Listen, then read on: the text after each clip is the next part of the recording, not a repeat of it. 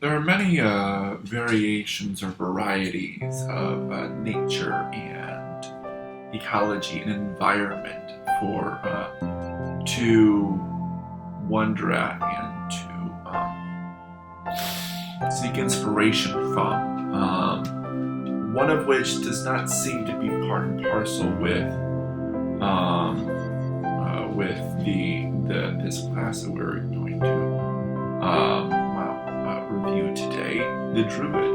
Until now, I'm pretty sure I looked. Yeah, interesting. Anywho, hello, welcome back, or welcome to DIS. I am Decidia, and you are hearing me speak again, or for the first time, whichever it is. Welcome, welcome, welcome. As you can see, I am in the new place still. I will be here for the next 2 videos, which is fine, which is really fun. Maybe 5 or 3. 5 or 3. No, 3. 2 or 3. However much that is. Which is fine, which is great. So it'll be a new setup, but that's totally fine. Besides that, we are going to do a review of a homebrew subclass for this Druid. It's called the Circle of the Ocean. You guessed it, ocean themed. So that should be pretty fun. So without further ado, let's get into that. Alright, Circle of the Ocean. Supposed to be a longer one, which is fine. A Druid circle for those who love the majesty of the ocean in all its might. Created by Daniel Yim in the Homebrew. Cool. Circle of the Ocean. Many only know one aspect of the ocean. Sorry, that's my dog. That's the dog I'm looking after. Gus, it's okay. I'm here. I know you want friends. We all do. One aspect of the ocean. Be it the strength of oceanic storms or the calm waves of tropical beaches. The Circle of the Ocean is made of sages and spellcasters who know all aspects of the sea. These druids gather before swelling storms among sunken cities to pass on words of power and hidden spells. The wisest and most powerful in the circle act as bastions of forgotten knowledge and advisors to those desperate enough to seek out lost folklore. As a member of the circle, your magic is influenced by the ocean biome, whose philosophy you most embody. Circle of the Ocean features, level, and feature. At 2nd level, you get Pull of the Rip Current. At 6th level, you get Constricting Gyre. At 10th level, you have Relentless Wave Force. And at 14th level, you have Rising Tide. Pull of the Rip Current. Beginning at 2nd level, your connection to the ocean enables you to channel the currents of water. As an action, you may force a creature within 60 feet of you to make a strength saving throw against your spell save DC. If they fail, they can be pushed in at 15 feet in any direction. Cool. While this feature can be used to force flying creatures to the ground, this feature cannot be used to elevate a creature. Interesting. You can use this feature a number of times equal to your Wisdom modifier, minimum of once. You regain all expended uses when you finish a long rest. Circle spells. Pardon me? Your mystical bond to the ocean enables you to cast certain spells beyond that of other druids. At 3rd, 5th, 7th, and 9th level, you gain access to circle spells associated with the ocean biome that most embodies your philosophy as a druid. Choose that biome: coral reef, eelgrass meadows, hydrothermal vents, kelp forest, mangroves, pelagic, sargassum. Wow, sarcasm. Okay. Or tide pools, and consult the appropriate list of spells. Once you gain access to a circle spell, you always have it prepared, and it doesn't count against the number of spells you can prepare each day. If you gain access to a spell that is not typically on the Druid spell list, the spell is considered a Druid spell for you. Very cool. Coral Reef. Coral are simultaneously habitat and animal. Their hard, stone-like bodies house thousands of polyps, small tentacled animals that make up a coral. Coral contain within their bodies algae that nourish and feed the coral in return for shelter and protection that the coral cannot survive without. Beyond themselves, coral reef also support a vast diversity of life. Coral reef druids embody the symbiotic, supportive lifestyle of the coral reef ecosystem. Thus, folks of all colors and creeds are welcome in the eyes of these druids. However, their acceptance does not mean they shy away from violence. Even in that aspect, they utilize the tools that coral animals possess, such as toxins, protective exoskeletons, and stinging tentacles. Now they're having fighting, which is fun. Coral reef spells, level, and circle spells. At 3rd level, you get Prayer of Healing and Sanctuary. At 5th level, Vampiric Touch and Life Transference. At 7th level, Stone Skin and Evard's Black Tentacles. And at 9th level, Wall of Light and Cloud Kill. Very cool. Eelgrass Meadows. Eelgrass are one of the few proper plants that live their entire time in the ocean. They form majestic meadows that stretch out across the ocean.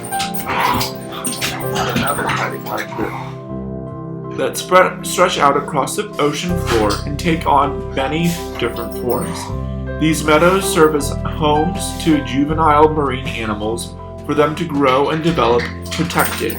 Additionally, eelgrass meadows have been shown to remove pathogens from the ocean water surrounding them. Druids of the eelgrass find comfort in nurturing and helping their allies. They delight in helping others grow, both emotionally and physically. Nothing is static. People can always grow from what they are. Eelgrass meadow spells, level, and circle spells. 3rd level, you have Aid, Enlarge, Reduce. At 5th level, Aura of Vitality and Plant Growth. At 7th level, Giant Insect and Sickening Radiance. And at 9th level, Mass Cure Wounds and Circle of Power. Hydrothermal Vents. These sources of heat and chemicals reside at the very bottom of the ocean floor. Surrounded by darkness and immense pressure, just checking to make sure I'm still, taping. They are home to alien creatures that thrive in dark and deception. Druids who enjoy trickery and darkness align themselves with the philosophy of the hydrothermal vent ecosystem that dictates they use the darkness to their advantage and feed at any opportunity they get. It takes much to survive in this hostile environment, but these druids are resourceful. Hydrothermal vent spells, level, and circle spells. At 3rd level, you get darkness and blindness and deafness. At 5th level, you get Enemies Abound and Hunger of Hadar. At 7th level, you get Greater Invisibility and Death Ward. And at 9th level, you get Mislead and Seeming. Kelp Forest. Kelp are massive algae that grow in strands that reach from the ocean floor to the surface. They have a strong anchor that acts as a holdfast to keep the kelp from being pulled away, despite the currents that flow through the forest. Different species of animal live at every depth of the kelp forest, and each are affected by the other portions of the kelp forest. Kelp forest druids live by the idea that everything is interconnected. Each aspect of nature will affect the others, and no person can truly live life in isolation. Some folks' role is to be the foundation for others to grow from, and here there is no shame in that. Each part has its value and beauty. Kelp Forest spells, level, and circle spells. At 3rd level, you have Warding Bond and Enhanceability. At 5th level, you have Clairvoyance and Sending. At 7th level, you have Fabricate and Wardenkinen's Private Sanctum. At 9th level, you have Rary's telepathic bond and creation. Mangroves. Yeah. Mangroves. Mangroves are trees that are highly adapted to live on the ocean's edge. Their roots are buried in tidal flats that are submerged during high tide. These roots create a unique habitat that's home to both juvenile animals and sessile species that grow along the roots of the mangrove trees, in addition to providing protection from both predators and wave force. Mangroves also help bury toxic pollutants along the coastlines they inhabit. Druids who are devout to the mangroves believe that it is their duty to buffet the hardships of life so that others may live better lives. They are ready to plant themselves where they stand to weather the fury of life, to right injustices wherever they are found. Mangrove spells, level, and circle spells. 3rd level, they have Web and Protection from Poison. At 5th level, Tiny Servant and Blink. At 7th level, Mordenkainen's Faithful Hound and Conjure Minor Elemental. And at 9th level, Hollow and Wall of Force. Pelagic. The pelagic environment, or the open ocean, is a difficult ecosystem to survive in. It requires top speeds, rapid movement, and large groups to defy death. To stand still spells death. Pelagic druids are often restless and eager to move about, not just seeking to survive. They are quick to find new interests and tidbits to add to their repertoire. Pelagic druids keep the adage that life is about movement close to their heart and are always ready to spring on to the next opportunity. You're all good. Pelagic spells, level, and circle spells. At 3rd level, they have Spider Climb and Mirror Image. At 5th level, they have Haste and Slow. At 7th level, they have a Dimension Door and Compulsion. And at 9th level, they have Far Step and Pass Wall. Sargassum. Sargassum are vast mats of algae that float along the ocean's surface, riding the currents. They provide structure and support for small marine animals such as frogfish and skeleton shrimp. In return, the animals provide nutrients that the sargassum need to survive and grow. Due to the ever-changing size and quality of the habitat, creatures within have to be competitive to survive. However, more isn't always better, as the sargassum can become so abundant and dense that it decomposes and sinks into the ocean below.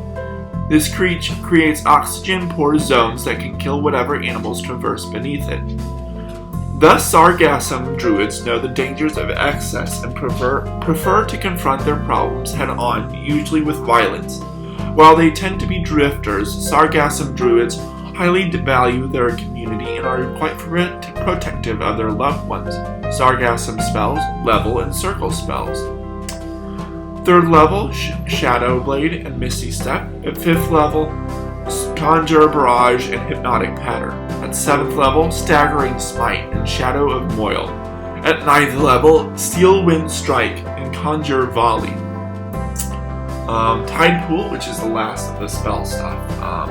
Circle spells, which is great. And we're still doing it, yay. Tidepool. One of the most familiar ocean biomes is also one of the harshest. Having to withstand powerful wave force, fluctuating temperatures, and slowly acidifying waters, the denizens of tide pools have to be resilient and adaptable. Despite such a high bar to survival, tide pools are home to a multitude of marine life. Tide pool druids live by the mindset that to be stagnant is to be the same as dead. They must be ever-changing, seeking to add new abilities, equipment, or people to their tool set. Tidepool spells, level, and circle spells. 3rd level is Alter Self and Earthbind. At 5th level, Counterspell and Protection from Energy. At 7th level, Autolute's Resilient Sphere and Polymorph. And at 9th level, Skill Empowerment and Modified Memory. Constricting Gyre. At 6th level, you are so familiar with the current of the ocean that you can replicate their movement, even on land. As an action, you can designate a point within 60 feet of you, to create a 15-foot radius circle. Within this area, movement is unimpeded, but if a creature attempts to exit the area, they must make a strength saving throw equal to your spell save DC. If they fail, they are unable to escape the circle and cannot leave the area. They may attempt the save again next turn. If they succeed, they are able to move through the boundary as normal. You cannot have more than one gyre active at a time, and it may be dismissed as a free action. You can use this feature a number of times equal to your wisdom modifier, minimum of once. You regain all expended uses when you finish a long rest. Cool. Relentless Wave Force. Upon reaching 10th level, you can become a conduit for the ocean's force. As an action, you emit a powerful wave-like force around you in a 30-foot radius. Any creatures within that radius takes force damage equal to your Druid level and must make a Constitution saving throw against your spell save DC. It is still going. If they fail, they are knocked prone, and if they fail the save by 5 or more, they are also stunned. You can use this feature a number of times equal to your wisdom modifier, minimum of once. You regain all expended uses when you finish a long rest. Very cool. Rising Tide. Starting at 14th level, you can grant the boons of the ocean onto yourself and others. As a bonus action, you may unleash an aura that makes you immune to being charmed, frightened, or succumbing to the magical sleep, and you become resistant to bludgeoning, piercing, and slashing of non-magical weapons. In addition, you may choose up to 10 allies within 60 feet of you that gain the same resistances and immunities as you. The boon lasts until the end of your next turn and can be used once per long or short rest. And then we have Ocean Wild Shapes, and then on to the review itself. Ocean Wild Shapes. Aquatic beasts are vast and diverse. Many creatures get overlooked for their size or their odd appearance, but each have unique traits that an oceanic druid may appreciate. Of course, ask your druid if you are your DM, if you are allowed to use these beast stats for your wild shapes. Cool. Marlin. Perhaps one of the most well-known fish in the world, the marlin is most commonly found in the near-surface waters out in the open ocean. To hunt, they use their spike-like snout to ram and spear prey such as smaller fish or squid. This ramming attack is particularly effective considering they are among the fastest fish in the ocean, although tall tales from fishermen and inebriated bards should be taken with a grain of salt. Marlin, medium beast, unaligned. Armor class 12, hit points 12 or 18 or 3d8 plus 3. Speed is 0 and swim speed is 60 feet. Strength is 13 or plus 1. Dex is 5 or plus 2 or 15. Con is 10 or plus 0. Intelligence is 1 or minus 5. Wisdom is 10 or plus 0. And charisma is 6 or minus 2. Senses is passive perception of 10. Languages are nothing. Challenge rating is 1/2 or 100 experience. Water breathing. The marlin can breathe only underwater.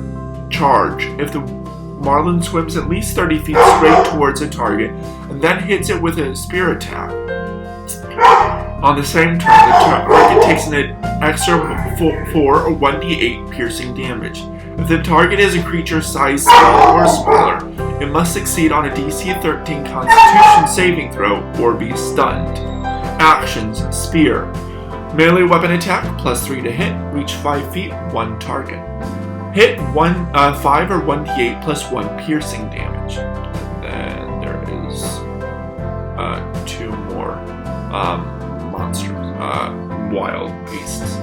Snapping Shrimp. The name snapping shrimp usually refers to a large group of shrimp, each known for their massively asymmetrical claws. They utilize their massive pincer to snap shut, sending a wave of explosive bubbles that can stun their target. This results in the snapping sound that they're widely known for. It is broadly considered one of the loudest noises in the ocean and a major source of noise. These small creatures are commonly found in coral reefs and eelgrass beds. Snapping shrimp, tiny beasts unaligned. Armor class is 11, natural armor, hit points is 2 or 1d4. Speed is 20 feet, swim is 20 feet, and burrow is 5 feet. Strength is 2 or -4. Dex is 10 or +0. Con is 10 or +0. Intelligence is 1 or -5 or -5. Wisdom is 9 or -1. Charisma is 3 or -4. Skills is stealth +2, perception +1. Senses is passive perception of 11. No languages is none. Challenge rating is 0 or 10 experience. Amphibious. The pistol shrimp, or snapping shrimp, can breathe air and water. Claw regeneration. If the pistol shrimp, snapping shrimp, is disarmed of its pistol claw, its remaining claw can develop into a new pistol claw after a short rest. Pistol claw. Actions. Pistol claw. Ranged weapon attack. +4 to hit. Range of 15/25 feet. 1 target. Hit is 4 or 1d8 bludgeoning damage, and the target must make a DC 13 Constitution saving throw, becoming stunned on a failed save. Claw is melee weapon attack +0 to hit, reach 5 feet, 1 target, hit, 1 bludgeoning damage. There's actually 2 more after this. Giant snapping shrimp, large beast unaligned. Armor class is 15 or natural armor. Hit points is 16 or 3d8 +3 hit points. Speed is 30 feet. Swim is 30 feet. And burrow is 15 feet. Strength is a 12 or +1. Dexterity is a 10 or a +0. Con is a 10 or a +1 for whatever reason. Intelligence is a 1 or -5. Wisdom is a 9 or -1, and Charisma is a 3 or -4. Okay, it's still going. Skills is Stealth is +2 and Perception +1. Senses, Tremor Sense 30 feet and Passive Perception of 11. Languages is none. Challenge rating is 1/2 or 100 experience. Amphibious, the pistol shrimp can breathe air and water. Claw regeneration. If the pistol shrimp is disarmed of its pistol claw, its remaining claw can develop into a new pistol claw after a short rest. Disruptive blast. Any creatures that have advantage on perception checks involving hearing take 3 or 1d6 thunder damage if the giant pistol shrimp uses its pistol claw within 50 feet of them. Actions. Pistol claw, ranged weapon attack, +4 to hit, range of 30 to 50 feet. 1 target. Hit is 9 or 2d8 +1 bludgeoning damage, and the target must make a DC 14 Constitution saving throw, becoming stunned on a failed save. Claw is melee weapon attack, +3 to hit, reach 5 feet, 1 target. For a hit, 4 or 1d6 +1 bludgeoning damage. And the final beast and thing here is the stonefish. Extremely hard to spot and that rotund in shape, you would assume that the stonefish doesn't have much going for it. However, the stonefish is the most venomous fish known to humanity. Every year, hapless folk accidentally step on the stonefish and are injected with its neurotoxin. If they are able to receive treatment on time, they will survive. But it reminds them to never underestimate even the smallest fish. Stonefish. Tiny beast, unaligned. Armor class of 12, hit points of 2 or 1d4, and speed is 5 feet, and swim is 30 feet. Strength is 6 or -2, Dex is 14 or +2, Con is 10 or +0, Intelligence is a 1 or a -5, Wisdom is a 7 or a -2, and Charisma is a 2 or a -4. Senses, dark vision, 60 feet, passive perception of 8. Languages, none. Challenge rating, still going good. 1/2 or 100 experience. Limited amphibious. The stonefish can survive out of water for up to 24 hours. Defensive Venom. If another creature applies pressure to the stonefish without metal armor or resistant protection, they must make a DC 15 Constitution saving throw. If they fail, they take 4d6 poison damage or half on a success. False Appearance. While the stonefish remains motionless, it is indistinguishable from the ocean floor. Bite. Melee weapon attack +4 to hit, reach 5 feet, 1 target. Hit 5 or 1d6 +2 bludgeoning damage. And Fin Spine. Melee weapon attack +4 to hit, reach 5 feet, 1 target. Hit 4 or 1d4 +2 piercing damage. Interesting. Created by Daniel again. It has a little blurb about him, but if you put in check out the link, then you'll find it. It'll be on the bottom. But this is very interesting. And on to the review itself. Alright, on to the review. I just said that, but it's a little small thing. So story-wise, I like it. I think it's cool that there's ocean-themed Druid. It makes complete sense. I mean, why wouldn't there? I was looking, and the closest would be like a Circle of the Land, coastal Druid. Like that's not what we're running. Like reading kind of the blurb, looks like the author like moonlights as like a marine biologist and stuff, or a marine ecologist or whatever. And so.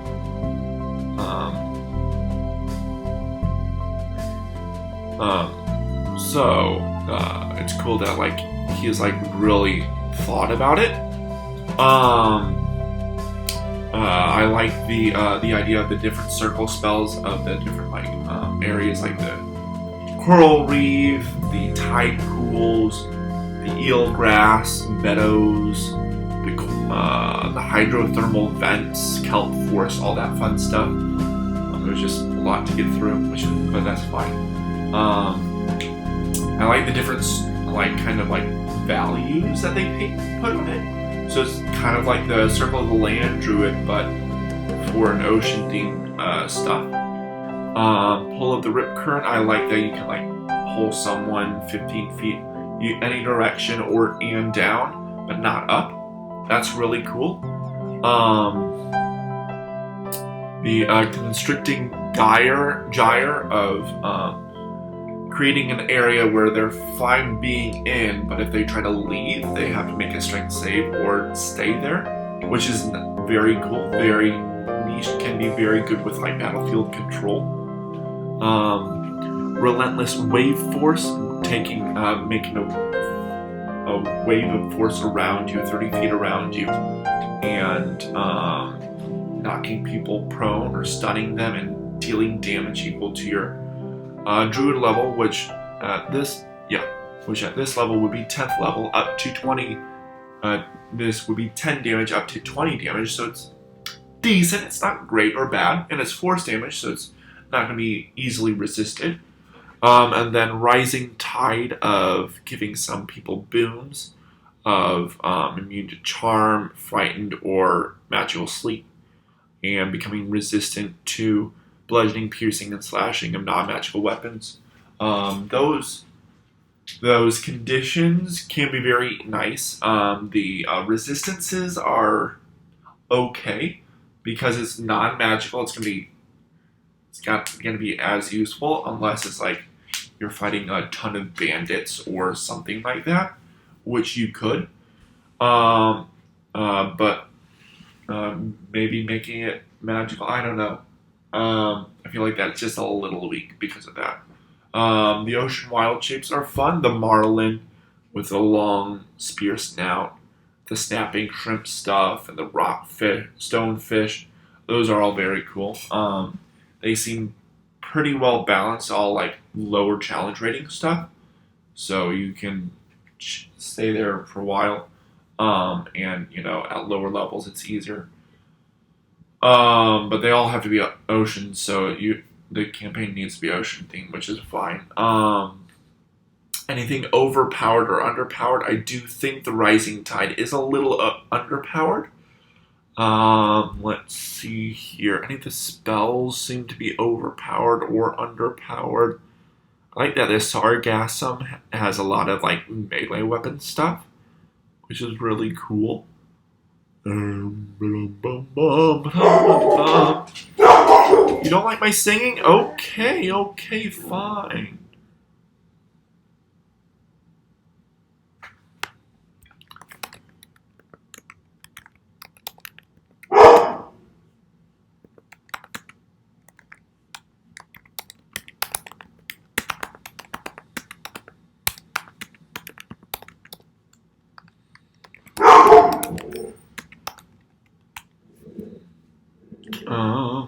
Sorry, I was just texting back. No, I don't think there is any overpowered thing. The Rising Tide is underpowered. I would love to see this in play. Any variation of it. If you want to see it in play, let me down in the comments below what you think of it too. Let's see the streaming. Still going through Avernus, so the hell stuff, which is fun. And then doing Star Wars free play, which is a lot of fun. I love that part of the game when you're done with the story and you just like go through the levels to get everything. Anything else? Keep in your mind my sister's D&D inspired bar idea. That should be a lot of fun. Whenever that comes to be. Anything else? Not that I can think of. Like, comment, subscribe, share if you want to. I am doing some writing, so if you're interested in that, let me know, and I can post it to you. Maybe do that through my page. I don't know. We'll figure out what that is. But yeah, I'll see you guys in the next video as we do a lore crafting around this one. This should be really interesting because it's like not much. Like it could be very heavy lore or light lore, really depends. I'll see you guys in the next video. Decidia out.